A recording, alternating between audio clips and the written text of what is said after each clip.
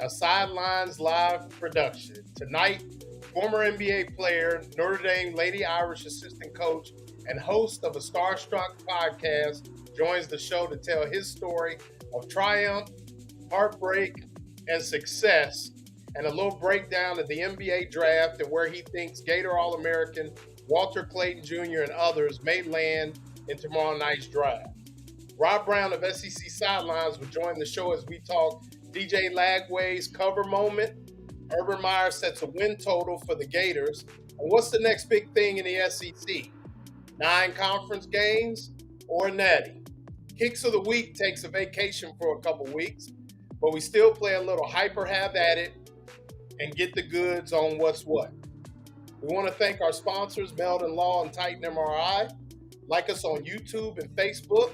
Follow me on Instagram at Gator for Life and on X at Real Ohio Gator. Hit that like and subscribe button.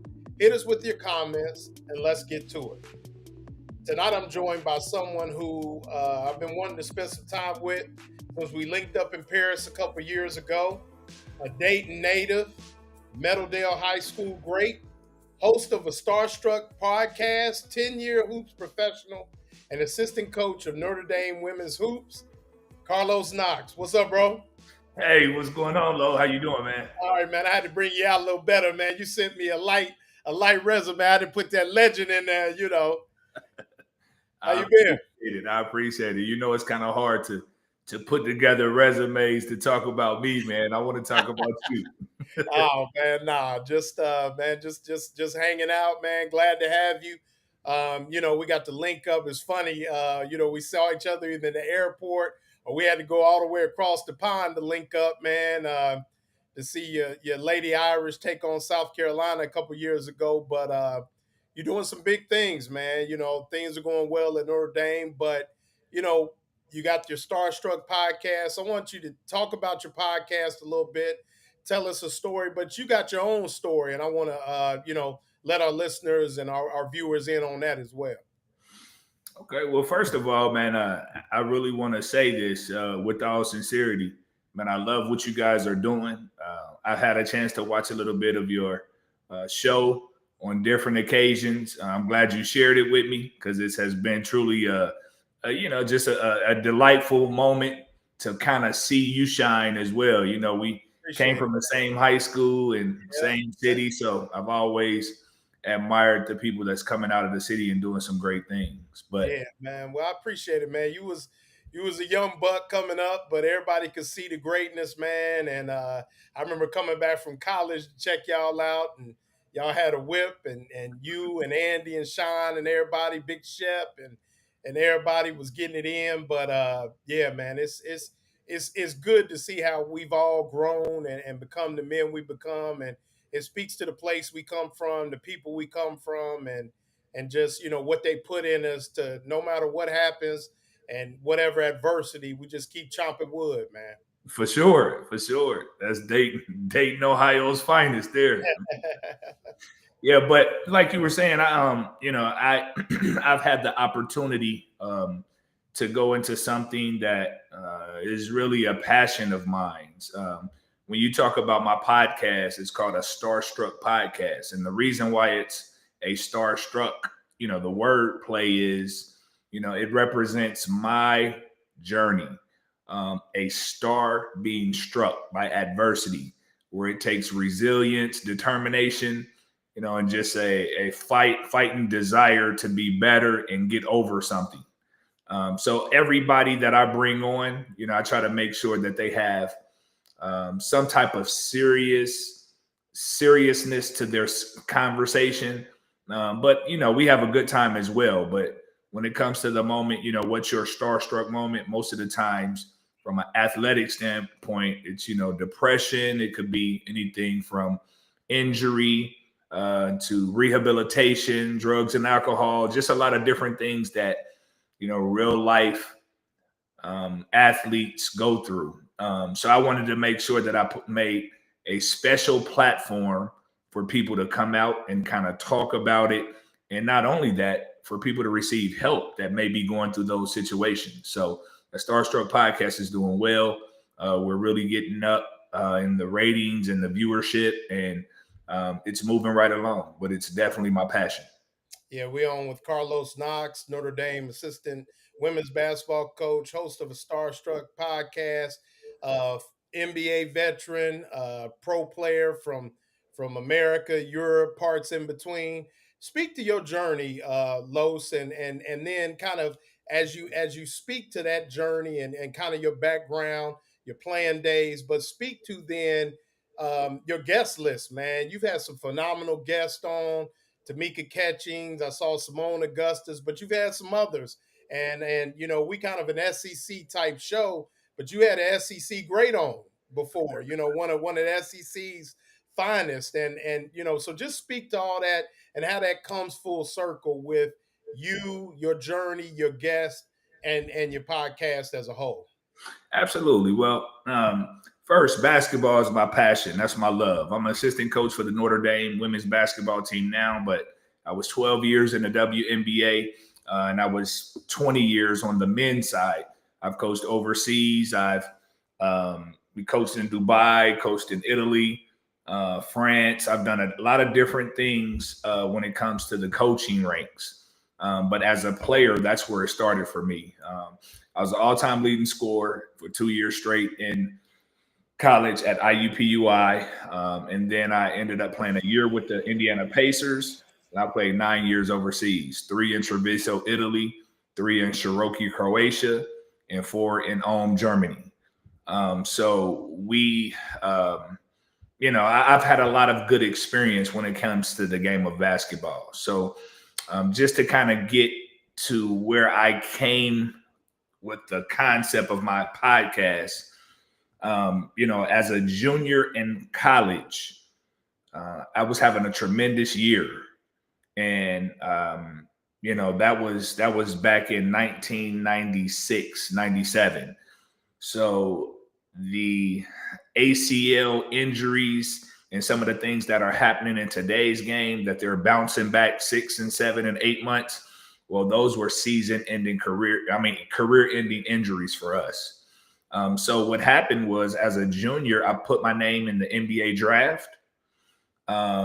And my coach came in. He asked me, did I put my name in the draft? And I told him yes. And he told me that he didn't think it would be a good idea for me to pursue that dream right now. He thought another year in college would help me out a lot more. Yeah, not to cut you off, just give me, for our listeners, just give us your playing resume, where you were and kind of what you were doing at the time, putting them buckets in. All right. So I was at Indiana, IUPUI, Indiana University, Purdue University at Indianapolis. And again, I had a pretty decent career there. I averaged 32 points a game for my career. I had 3 excellent years. I started off at the University of Tennessee at Martin. And then I transferred and finished my last 3 years there. So again, as a junior, we're playing in a game after I entered the NBA draft, and my coach talks me into coming back my senior year. So once that happened, first half of the first game as a senior, I come down, take a wrong turn, and tear my ACL. And to this day, we can talk about how, it cost us millions, but at the same time, I was able to rehab, redshirt that season, and come back. And then I led the nation in scoring as well in my senior year as well. So I ended up getting on as a free agent with the Indiana Pacers. And with the Indiana Pacers situation, it was the first true NBA lockout. So, the first ever NBA lockout, 1998-99 season. So the season was shortened. It was 50 games that year. That's the year that San Antonio won the championship. So unfortunately, my NBA years were cut short because at the time I had a young son and I had to go and get the bag that they were offering overseas. Right. No doubt. Yes. So that's what started my overseas journey. And then again, once I was on that path, I kind of, just kept it coming. I got on a good team over there, played a good 3 years. Then I ended up going over to Cherokee, Croatia for 3. And then I finished up in Germany for 4. Okay. So it was good. It was good. Yeah, man. I mean, you come from a long line of great basketball players out of the spot, man. Dunbar High School, Meadowdale High School, but obviously the coaching, the people you met, the impact that you've had on a lot of people's lives. A lot of people here on the show know, Tamika Catchings. You got a really close relationship with her, but now you've been coaching, you're doing everything. And talk to us about, you talked to kind of what the Starstruck was about, but talk to us about the people that you've had on there and what they've been able to bring to a Starstruck podcast, and give a little hope to people that may be going through something. Different athletes. I got to talk to some. I wish I'd have known you was going to be on Simone's. I got to talk to her when LSU came to Gainesville to play a little bit. Next time I see her, I'm gonna let her know that we family. Absolutely. So let's go ahead and speak on that. Okay, well, again, the passion came from that injury. That's why I'm so adamant about telling that story so people can understand. I didn't just pop up with a podcast. This is a very strategic idea for me, just as a player, as a person. I wanted to bring something special to the table. So, I've had several guests. My first guest was Greg Oden. He was a number 1 pick of the NBA draft in 2015 for Portland Trail Blazers. I mean, obviously, Greg Oden's story is tremendous. If you guys get a chance, you can go watch on YouTube or Spotify at a Starstruck Podcast. And his story is unbelievable. He was one of those people that, you hear it in the news or you hear people talk about how he was a bust. But in actuality, it wasn't really a bust. It was more his athletic ability was taken from him, due to injury. And he was a true meaning of a starstruck. And that's one of the reasons why I wanted to bring him on first. But he really told a great story. He really gave some insight on, the place that he reached when he was going through his injury from a depression standpoint. It was some things that, he wasn't proud of, but he was happy now that he's gotten through them. And it helps people when you listen to it because, it's some things that people are experiencing right now as we speak. But he was definitely a great one, definite. So I was able to bring on Norris Cole, 2-time NBA champion, played alongside of LeBron James, and obviously he's from the city of Dayton, Ohio. I was able to bring on Jamal Crawford and Olivia Miles. Olivia Miles was an All-American point guard that played for us last year. Very good college career. Was supposed to be projected to be the number 2 pick in the WNBA draft. And then I also I did a dual podcast with her and Jamal Crawford.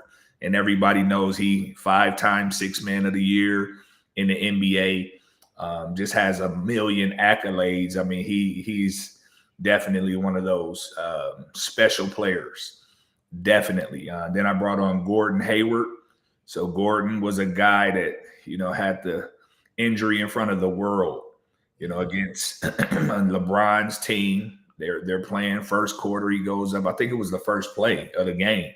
And he ends up breaking his ankle, dislocated it, and the world seen it. And if you kind of go back to it, and all of these are on the podcast right now. They're saved and you can go watch. But they're just some interesting stories for sure. So he had a very bad injury, but he has some great things to talk to people about, just overcoming some things. And I brought on the legendary, known as Chris Jackson when we played, but Mahmoud Abdul Rauf played at LSU, played 7 years in the NBA, was one of the most deadliest guards with the shooting ability, lights out shooting ability. And he was definitely one of my motivational figures when I came up from the game of basketball. And he's just, he's one of a kind when it comes to, just being a stellar killer, you know? Yeah, no doubt. And that, I mean, and that's the thing, sometimes we, obviously, a lot of Gator centered, content and things like that. But these are people that, our listeners are educated people on the game. My man, Dan Bond, he wanted to know what it was like coaching Tamika Catchings. David Arnold says that's why players should be paid because you could have got some ends when you were rolling. But Woo! it's these stories, man. When you talk about a guy like Chris Jackson and his influence, both athletically, politically, whether you agree with it or not, we come from people that are stand up type people. We come from stand up type of environment where you face things head on, and his story and his ability to stay, with the Tourette's and just stay steadfast on everything that he stood up for and not compromise.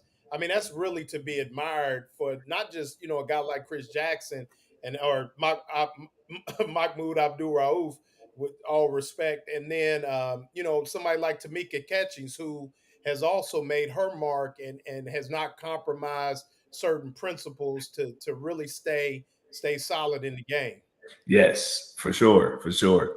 Well, I'll tell you what, Tamika Catchings was one of the reasons why I entered the women's side of basketball. When she was drafted to the Indiana Fever as the number 3 pick on a torn ACL, I was at the time still playing basketball overseas. So I ran into her actually in a rehabilitation center, Okay. just with her rehabbing, and I was in there actually practicing because they had a court. So we just got a chance to kind of talk to each other. I know nothing about women's basketball at the time. So she asked me to come down and kind of, mingle with the coaches and mingle with the players. I was always looking for a great workout somewhere. So Right. No ended doubt. up I ended up just If you kind of don't discriminate, you gonna hoop anywhere. You gonna hoop anywhere. I had to get used to that little ball, but Yeah, right. No doubt. well, once I did, I kind of made my way through the WNBA just being a player first. I didn't start off as a coach or a player. I would go overseas every year. But, when she did get healthy, we kept a great, solid relationship and we started to train together. So I didn't start off as her trainer. We just started to train together, and her intensity matched my intensity, which I had never really been a part of. Like an actual, I didn't. Female basketball wasn't where it is today, so it wasn't highly, highly respected.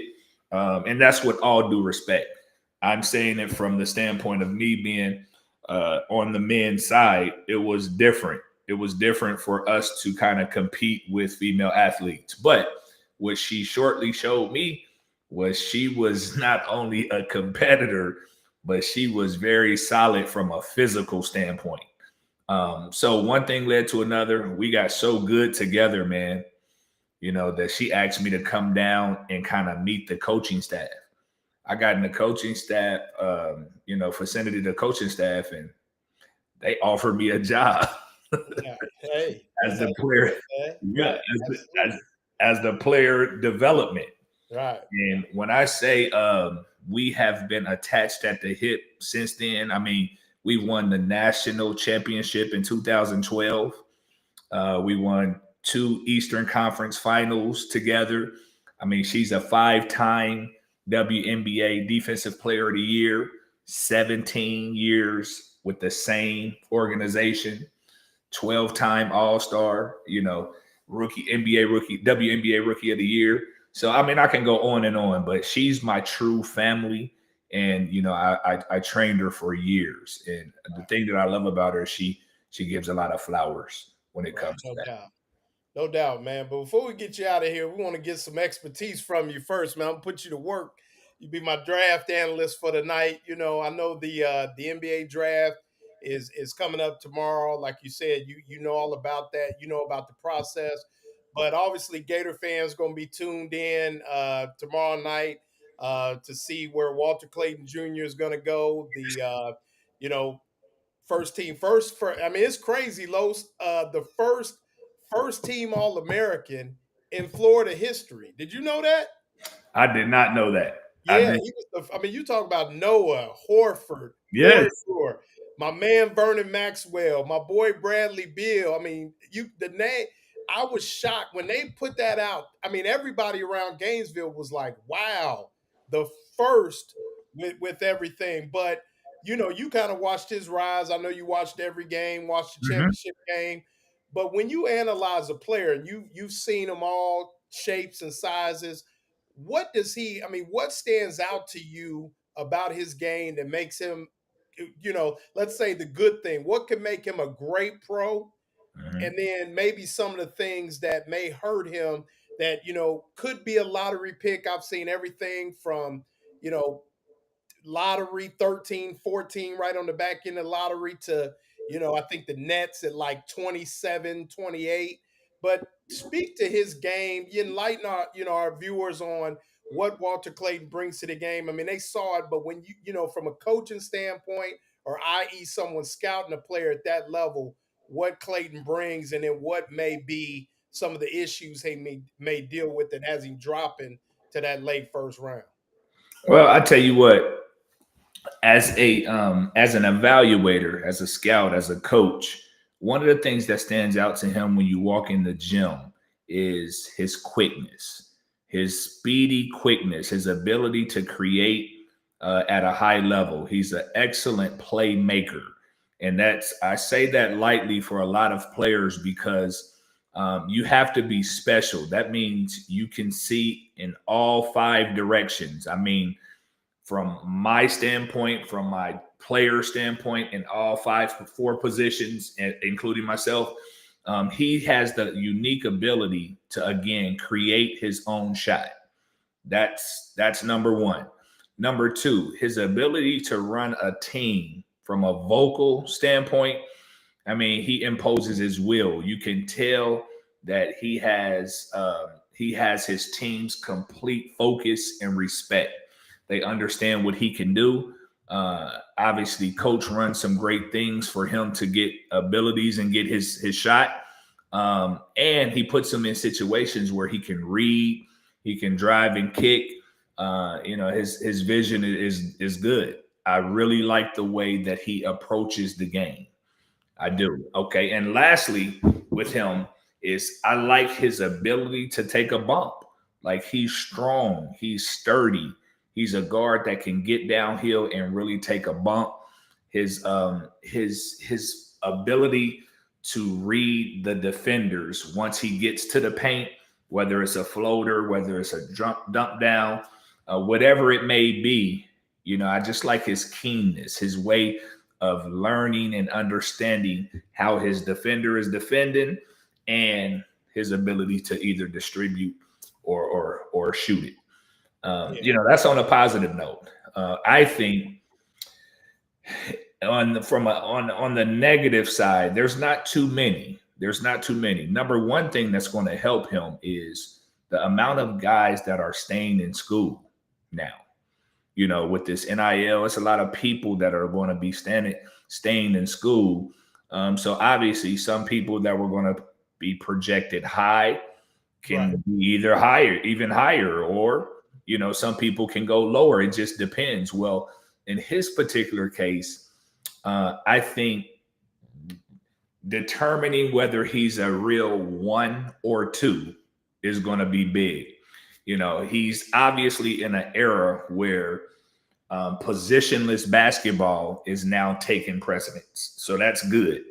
But I think if he was able to just hone in on the skills of being a legitimate 1, at his size and his speed, I think you put him on the floor with 4 other killers and people that can really play. I think his ability to draw, kick, and really run a team should be there. But I'm not sure that his mental is completely there because he scores the ball so well. Mm-hmm. All right, that's one. And then the last thing I would say on the negative side is he's quick laterally. He's low to the ground. He can defend at a high level. But, once that NBA scene comes along, a lot of that has to do with mismatch. And, he could be posted. People can take him down in that 3-quarter area, that mid post area, and kind of do damage from that standpoint. But, he's not a liability, but I would say that is a weakness that can eventually turn into a strength once he's in the game. Right. And that's good, man. I think he'll, continue to grow. Obviously, you know how it can be. You can Mhm. continue to grow. You could you will, get stronger, get more mature. Of And course. like you said, with him, I love the IQ. I love the IQ. Like you said, Coach Golden ran a lot of good stuff for him. And, I look at that Auburn game, and he's the best athlete on the floor that night in the Final Four, and I think it was the last bucket he scored where he kind of, like you mentioned, took that bump and kind of went with the left and, going towards that baseline. And, you just see things like you said. I'm not sure, and like I said, people like somebody said Clayton reminds him of Damian Lillard. Yeah, I mean, he has that, he scored at a high clip, and that's Wade saying, I think that's been kind of the comparisons. Some people said like Steph Curry light, because of the way he can shoot it. But time will tell. What I would love to see him do, and you know how this could be, veteran team, somebody right on the cusp of a title, Mhm. maybe like a Denver. I think Houston's got a lot of young dudes, but like a Denver, somebody that's right there, maybe even a backup to the Mavericks. I don't know where the Mavericks are picking, but somebody that could sit behind Kyrie or maybe come in and combo play, even though they would be defensive liability. But I think that would be a good spot for him for sure. Yes, for sure, for sure. I agree. I agree. So we'll see. We'll see how it turns out. I see a few questions on the side of my my Yeah, screen. that man, we here on the Lowdown with Loren Meadows, guys, we bring you people that, they have a love for the game, they love of sports, love what they do.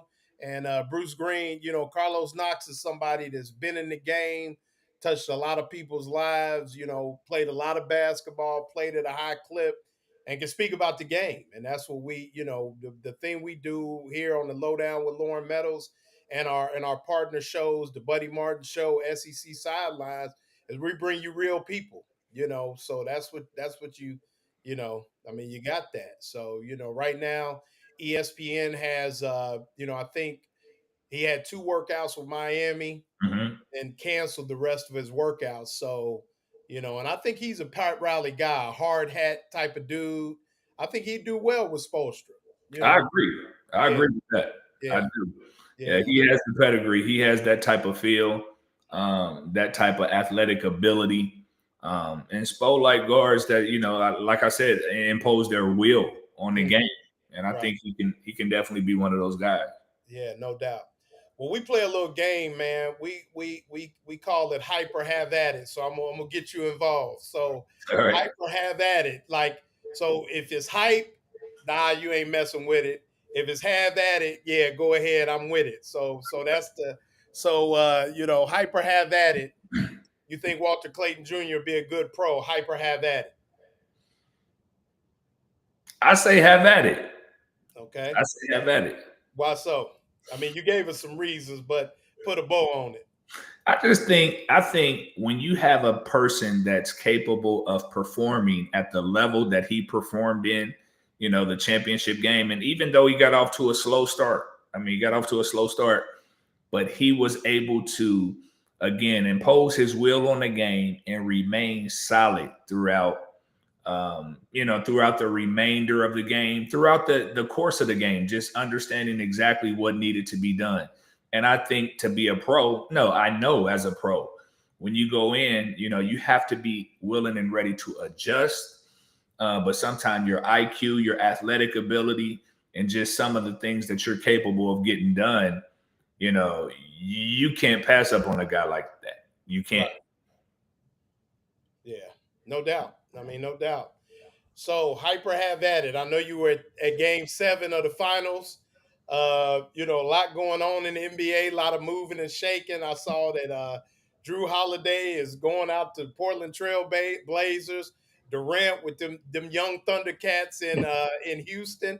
And you know, I know you got a lot of relationship with some guys in the Thunder organization, things like that. So give me your too early prediction. Hyper have at it with the young Oklahoma City team. We could be headed for another dynasty in the NBA. Hyper have at it. I'll say have at it as well. I will. And you're right. I'm a little biased because a lot of those guys I do have personal relationships with. But just watching them and having the ability to play the game at the level that they do at and having positionless basketball.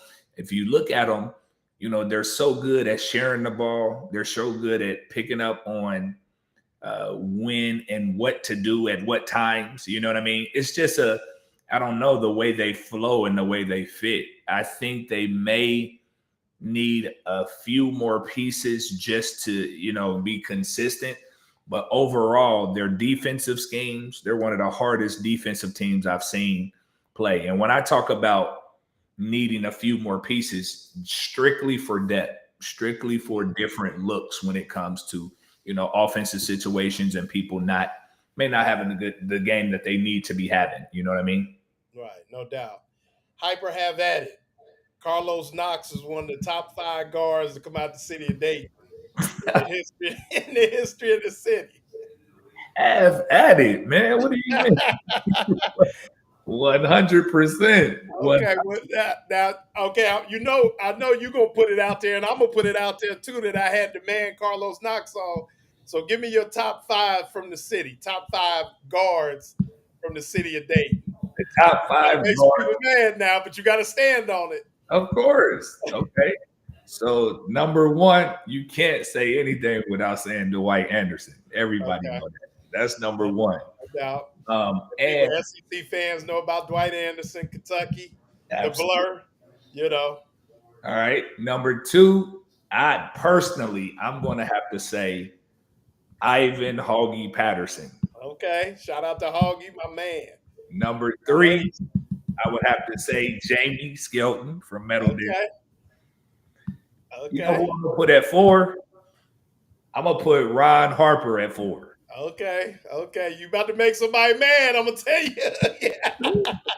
That's cool. But you asked me what I think. Yeah, I got you. This your list. And you 5th. Yeah, you 5. I'm 5th. Okay. I'm 5th respectfully.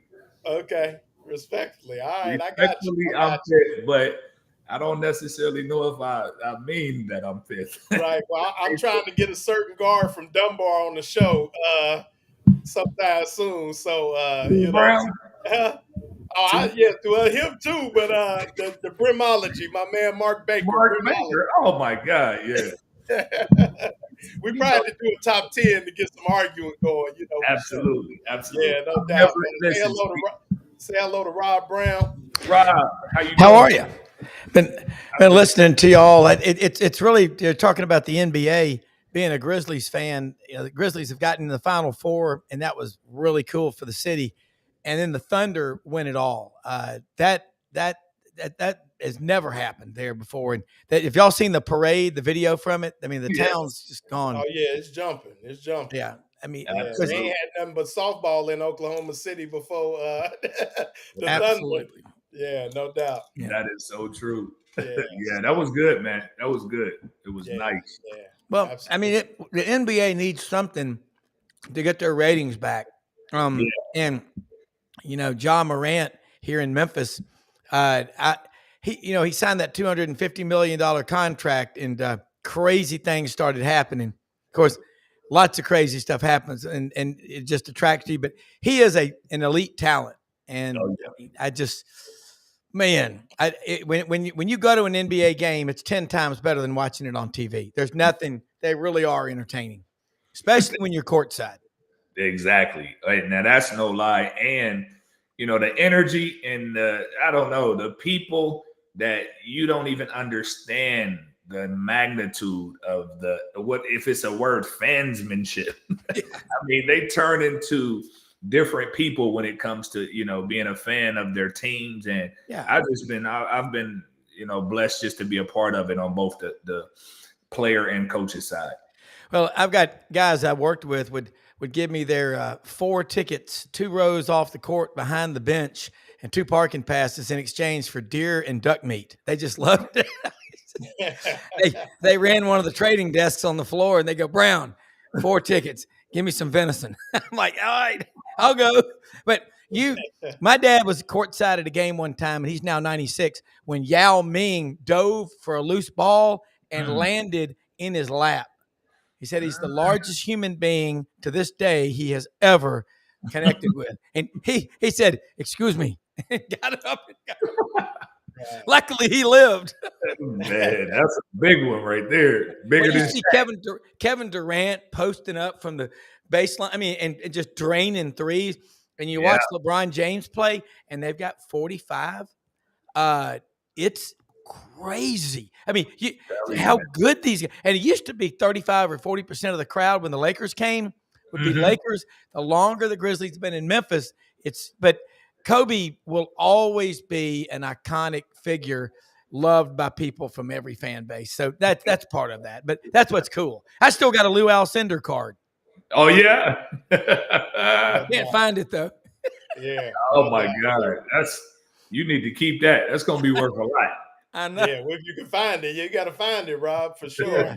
But before we let you go, Los, man, I mean, you talked about a lot of different things, but, you've been everywhere. And I'm going to get you in on 2 things. Tell me, hyper have at it. Who's better? You tell me. LeBron, where are you on the LeBron, Jordan, hyper have at it? So we'll go hyper have at it. Jordan is still the best player ever. Hyper have at it. Have at it, for sure. Okay. I'll answer that one quick for me. And, on the internet is always going to get on people who are still on Jordan's wagon. But you got to realize, for me, Mike Jordan inspired me to be the basketball player that I am today. So to me, it's all about era. Back in that era, it was just, he was more than just a basketball player to us. He was more of a father figure / instilling the will to win.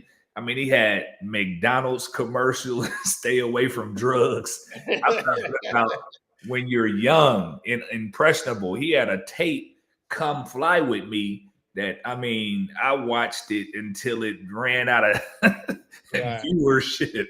The pixels all broke. Yes, yes. So hey, when we were growing up, like say, I was in college, Michael Jordan, and it was just you were watching this guy play, and you're right. And Larry Bird, and Magic Johnson, what they did in March Madness in 1979.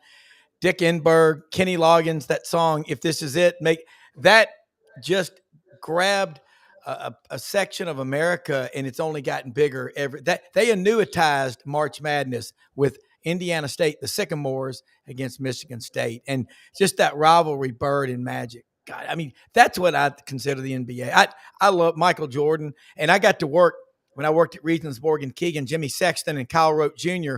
represented Scottie Pippen and Horace Grant and all those guys. So we'd see them in the lobby coming up there, and a lot of guys, and they were so cool. They were just, and Coach Cal, you see on the elevator with him, he gets you motivated to go up 4 floors in an elevator. You're going to love this. Greatest experience of your life, Yeah. I never met Michael Jordan yet, Yeah. I had Jamal Crawford on my podcast, and he said something that was so profound when it came to Mike for me. He said Michael Jordan was so good that when you refer to someone else in a sport that's at the top of their sport, you use Michael Jordan as a ref. Like, he's the Michael Jordan of racing. He's the Michael Jordan of tennis. And I heard him say that, and I said, you know what? That is exactly right.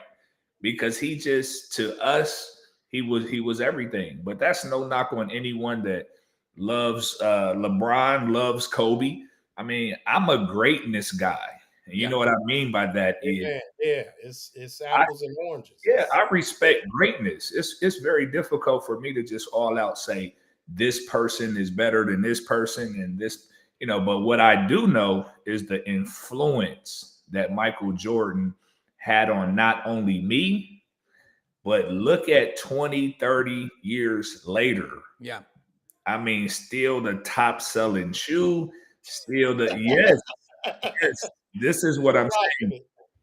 So it was influence, and I don't want to make it seem like it's not a basketball thing for me, because it was I fell in love with the game of basketball, along the side of Michael Jordan. I did, but it's everything else that he represented. You know what I mean? No doubt. You went to UT Martin? Yes, I did. Yeah. What year? When did you finish up there? So I was 1993 to 94. Yeah. Because my dad designed the basketball arena there and the swim center and did a ton of work up there. A lot of my friends loved UT Martin also because it was great, very close to Reelfoot Lake for duck hunting. So they posed as students, they did that a lot. But that's a damn good school to go to. It's a very good place. Yes, it has came a long way, and it may have been a great school then for us. But I'll tell you a quick story on what happened to me at Tennessee Martin. So Loren obviously know this. We came from Meadowdale High School, and I'm talking 80, 90, 95 points a game, getting up and down the floor. I mean, at a high level, getting to the depths of the tournament. And we were just a run and gun team. So to be honest, I got to UT Martin, and it was a culture shock for me. The coaching staff, it was more of a 10 to 12 passes before you shoot type deal. And, I was so in love with the game of basketball that I needed to make a decision from a basketball standpoint for me, because my goals and aspirations were to get to the next level. Yeah. And I didn't feel I could get it done there, So it was just a style of play thing for me. I respect the coaches, respect everybody there. Tennessee Martin was a great school, as far as education. And I can't even say I had a bad experience from a basketball standpoint. It wasn't bad. It just wasn't a fit for me. Yeah. Well, I mean, I think it's so hard to Rob, we got to pay some bills. Yeah. All right. So, hey, man, Los, you already know, bro. Really good to have you on, man. Yes, Appreciate sir. you coming on. Have you on again, when Noel ain't got you humping. But, man, get the people one last shot. Let them know how they can find you and where to find the Starstruck Podcast. Okay, I'm on every major platform when it comes to Instagram, Facebook, Twitter, X, TikTok, just at a Starstruck Podcast.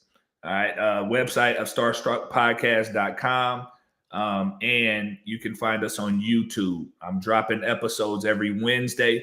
I hate to tell you guys this. I do, but I have to. Sorry.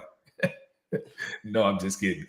My man, Bruce Pearl, I got him on Friday. He'll be on Friday. Well, tell him we say hello from San Antonio. How about that? Tell him I said hello. Hey, listen, I wish we had time, but that's my guy too, though. All right. Yeah. All right, man. I'm gonna let you go, bro. Great seeing you. All right. I see nice you talking to you, Carlos. Hey, man. Very nice talking to you. All right. And we want to get to our sponsor. One of our sponsors, been with the show since the beginning, Meldon Law, the only official law firm partner of the Florida Gators. Proven and skilled lawyers since the 70s. Meldon Law just has been everything to the Gainesville community. Helps everybody from Florida football, basketball, the band, Jeffrey Meldon and the group there. If you need any help with your legal affairs, they're mainly injuries and personal law. But if you need estate planning, things like that, they'll point you in the right direction. Meldon Law, we won't back down. Rob, we got to get to it quick. DJ Lagway on the cover of EA Sports College Football 26. You hip to that? You buying the hype? Well, I mean, he's a hell of a player, and I read a really good article today in The Athletic. Our intern Oakley McFerrin, his quarterback in high school was Marcel Reed at NBA. They're both very close on their percentage, of passes that they do, but they can both run. I think Lagway, the credit he gets is just because he's mature and he calms everybody around him, but he also makes everybody think we got this. And when you have a quarterback like that versus a guy that gives off, you know what? That's fine. Put him on there. You know what? He's a guy like that embraces that kind of attention. Right. Dan Bond said the EA curse. That's in Madden, Dan. No, not in college football. So hopefully, tell Dan Bond, don't be jinxing my man Lagway. But I mean, you look at him, Lenore Sellers, you mentioned Marcel Reed, who I think is kind of flying under the radar a little bit with Sellers. Obviously, people talking about Arch Manning, Lagway, but I think, Marcel Reed is kind of flying under the radar a little bit there. But the Gators have a daunting task this year. Same schedule as last year. Road dates with Texas A&M. Road dates with Miami. Got to go to Ole Miss. Play Tennessee late. The trip to Baton Rouge the third week of the season. And it was interesting. Have you checked out the Triple Option podcast that Urban Meyer has? I haven't. I've seen Best Fridays in Football on this channel. Okay. Yes, sir. But listen, you learn a lot when you're out walking or driving around or on your bike, listening to these podcasts, absorb them. I will listen to it. Tell me more about it. Well, I was going to say, no, I was going to give you, you can always find Urban Meyer on the best, Fridays in Football with our man, Buddy Martin. We'll have Urban Meyer, I think, if not every week, every other week. And get to have Coach Meyer on. But an interesting take by Coach Meyer. When you look at the schedule that the Florida Gators have, he set the win total at 8 for the Gators.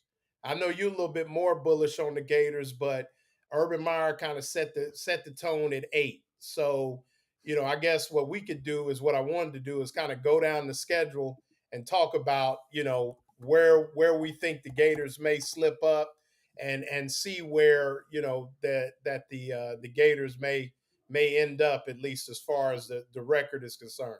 Sound good? Yeah. I mean, of course, subject to change between now and the first game. You know that? You think so? Yes. I mean, I think really because there are going to be some newcomers that you don't expect that are going to shine. And then some of the guys you thought they may take it easy. I mean, there's different variables, but I just think you can't get logo fever. That's what you can't do. Well, I always used to say, and this is, now that we got the video game back, I'm a big video game guy. I love playing the game online, and we'll talk about that when it comes out next week on July the 7th. So, if you're a gamer and you weren't aware that the game came out last year, go ahead and get that out. EA Sports, get us a sponsorship back since we shouted you out a little bit. But first game LIU, Rob, we're gonna chalk that in as a win. They will destroy the Long Island Tea, no question. I mean that's a warm up, but you know what? You get good reps. Yeah. South Florida comes to Gainesville next week, September 6th. I definitely got Florida to win that one. And I'm not saying it just because they're South Florida, but they're really not in Florida's league. All right. Florida LSU, Buddy Martin Bowl. Buddy Martin not buying Garrett Nussmeier. You buying Garrett Nussmeier at home at night? I think he's good.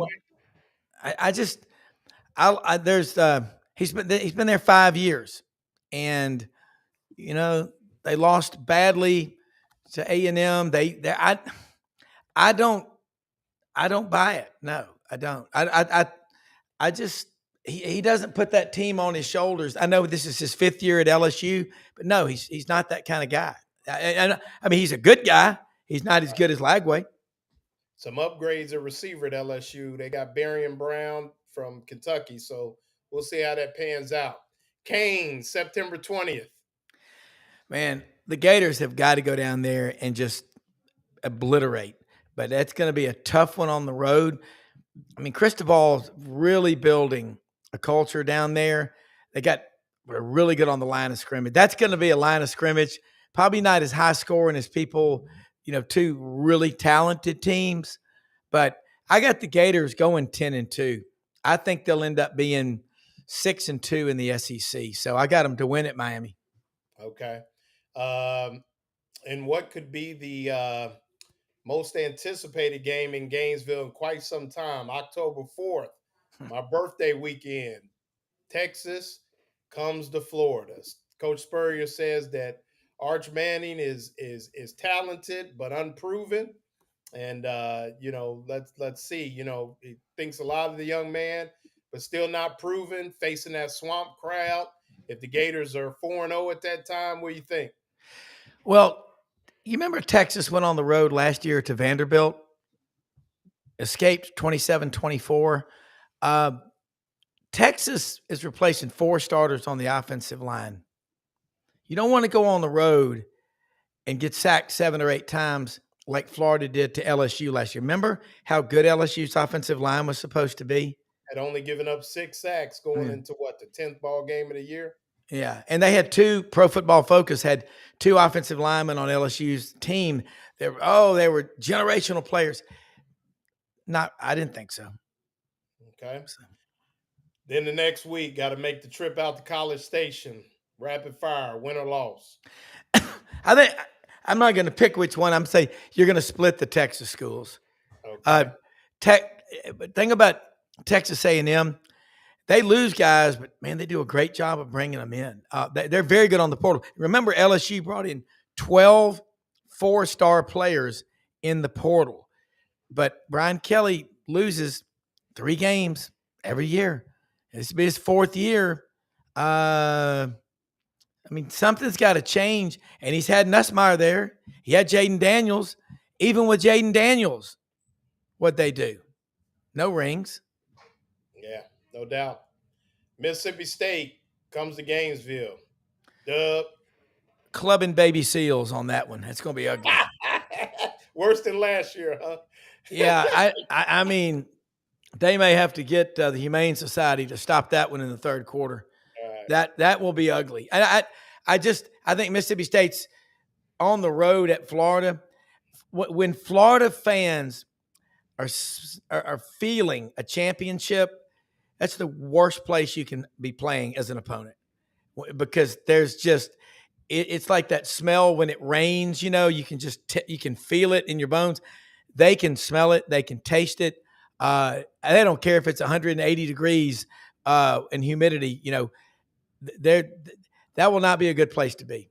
And I mean, they may win 5 games this year, but Mississippi State will not beat Florida. If they do, you and I will go on a silent retreat for 3 days in St. Louis. Cocktail party, November 1st. Last year, I think you're going to split the Texas schools, and this could be the year to get Georgia.